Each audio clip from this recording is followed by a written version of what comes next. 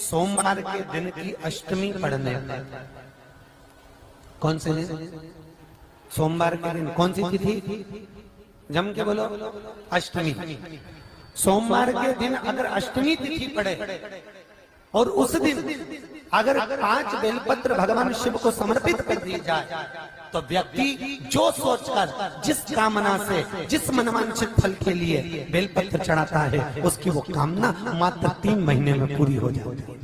मात्र 3 महीने। एक बात बहुत सुंदर है, ध्यान रखिएगा थोड़ा सा। कभी अगर मौका लगे, सोमवार की अष्टमी पड़ जाए, क्या पड़ जाए सोमवार की? जम के बोलो जरा, अष्टमी। या तो सोमवार की अष्टमी पड़ जाए, या हर महीने शिवरात्रि आती है, हर महीने आती है, या तो सोमवार की अष्टमी पड़ जाए या फिर सोमवार की शिवरात्रि पड़ जाए, हर महीने आती है। प्रयास करना कहीं से देसी गाय का दूध मिल जाए, थोड़ा सा दूध देसी गाय का मिल जाए, थोड़ा सा दूध देसी गाय का, थोड़ा सा दूध अगर प्राप्त हो जाए,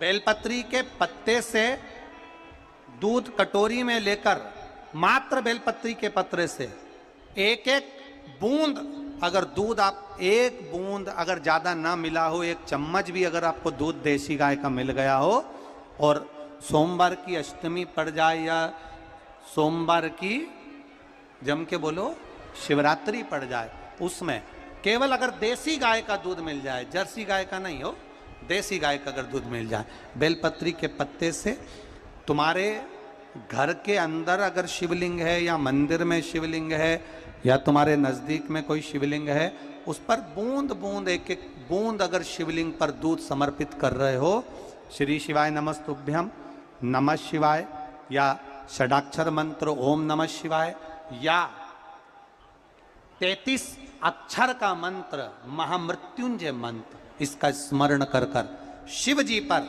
देसी गाय का दूध समर्पित कर कर इस बेलपत्री को अशोक सुंदरी वाली जगह पर अगर आप समर्पित कर देते हैं, फिर आप जिस भी चीज के लिए अप्लाई करें, मेरा देवाधिदेव महादेव आपका हाथ पकड़कर खींचकर आगे बढ़ा ही दे।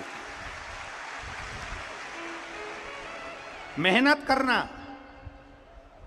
कर्म पूरा करना, पढ़ाई अच्छी करना, और पढ़ाई के साथ में विद्या अध्ययन करने के साथ में, अच्छी मेहनत के साथ में देसी गाय का दूध भगवान शंकर को समर्पित करना, भगवान शंकर को समर्पित करना, देसी गाय का दूध धीरे धीरे धीरे धीरे समर्पित करना, भावों के साथ आप समर्पित करें। देसी गाय का दूध एक एक बूंद समर्पित करें, धीरे धीरे समर्पित करें। और देसी गाय का दूध जब धीरे धीरे समर्पित करें, बड़े रास्ते से, आनंद से धीरे धीरे जब आप समर्पित करेंगे, बेलपत्री वही दूध में सनी हुई बेलपत्र अशोक सुंदरी वाली जगह पर, उस समय पर डंडी का भाग शिवलिंग की ओर नहीं होना चाहिए, उस समय पर डंडी का भाग जहाँ से पानी बहकर जाता है अशोक सुंदरी की ओर से, वहाँ पर होना चाहिए।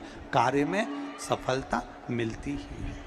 शिव तत्व को धारण करें। सोमवार की अष्टमी का मतलब आपको इंदौर की कथा में बताया था, जिस दिन शंकर और पार्वती के मिलन का दिवस हो, और केवल एक माता पार्वती के अकेले मिलन का नहीं, 64 योगनिया तक भगवान शंकर से मिलने के लिए आती है। पीला चंदन लगा लेना। कितना लगाना है? बीच वाला जो पत्ता है उस पर पीला चंदन। जब आपको लगे कि मेरा जीवन बहुत कष्टमय है, अब ये रोग, अब ये कष्ट दूर ही नहीं हो रहा, अब ये आए दिन तकलीफ पर तकलीफ बढ़ती जा रही है, आए दिन रोग, बीमारी, पैसा घर में बच नहीं रहा, बहुत कष्टमय जीवन है, इसमें लगाओ पीला चंदन बेलपत्री की बीज पत्ती पर। महाराज, और बीज पत्ती पर जब चंदन लग जाए, लगने के बाद में ये दोनों पत्ती पर लाल चंदन लगा लीजिए। इन दोनों पत्ती के बीच में जो डंडी का भाग होता है, आपको कहा था, आपको स्मरण में होगा शायद, हमने जब बेलपत्री की महत्वता बताई थी तो उस बेलपत्री की महत्वता में कहा था ब्रह्मा विष्णु महेश ये 3 हैं, बोला था। बीच में ये बड़ी पत्ती से लेकर जो 2 पत्तियां होती भी देवी के स्वरूप हैं, वो माता 64 योगनिया देवी के स्वरूप में यहां पर विराजमान होती हैं। 2 पत्ती के नीचे से जो डंडी होती है नीचे तक, ये पूरी डंडी में 33 कोटि देवी देवताओं विराजमान होते हैं इस पूरी डंडी के अंदर।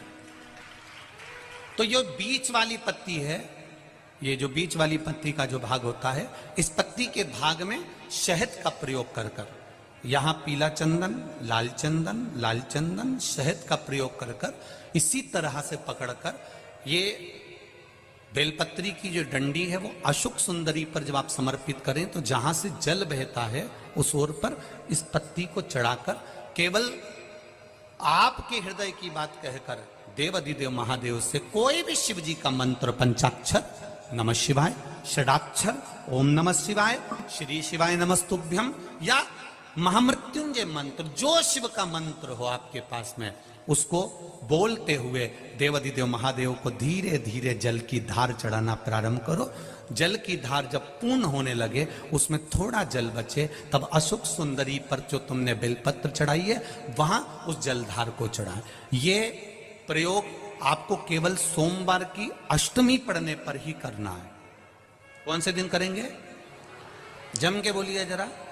सोमवार की अष्टमी पढ़ने पर यह प्रयोग करें और जल चढ़ाकर बाबा से विनती कर कर उसी बेलपत्र को वापस उठाकर कहीं जलाशय में या किसी पेड़ के नीचे विसर्जन कर दें और 1 लोटा जल वहां भी चढ़ा दें। बस निवेदन कर कर आ जाइए, मेरा बाबा 3 माह के अंदर हाथ जरूर पकड़ेगा और आपको दलदल से बाहर निकाल देगा। बात और आपसे कहेंगे, उतारिएगा। जिसके शरीर में सफेद चमड़ी पड़ने लगती है, चर्म रोग हो जाता है, या चेहरे पर आंख के पास में पूरा कालापन आ जाता है, उसको हमेशा याद रखना है, लाल चंदन का लेपन पीपल के पत्ते पर करिए। काय पर करना है? पीपल के पत्ते पर लाल चंदन का लेपन करिए। लेपन कर कर सोमवार की अष्टमी के दिन उसको लेपन कर कर वापिस निकाल कर शंकर भगवान पर उसका धीरे धीरे त्रिपुंड बनाकर लेपन करना प्रारंभ करिए।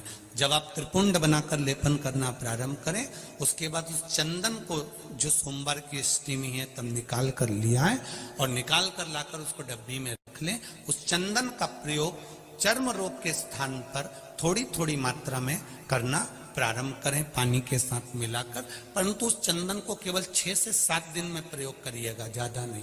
धीरे धीरे चमड़ी, परंतु उसको सोमवार की अष्टमी के दिन सिद्ध कर कर बनाना है। उसको सोमवार की अष्टमी के दिन चढ़ाना है श्री शिवाय नमस्तुभ्यम या ओम नमः शिवाय या पंचाक्षर मंत्र या महामृत्युंजय मंत्र, जो आपको आता हो, शिव जी का जो नाम आपको याद हो उसको बोलकर चढ़ा दो। उसको लिया, फिर उसको अपने शरीर पर लगाना प्रारंभ करो।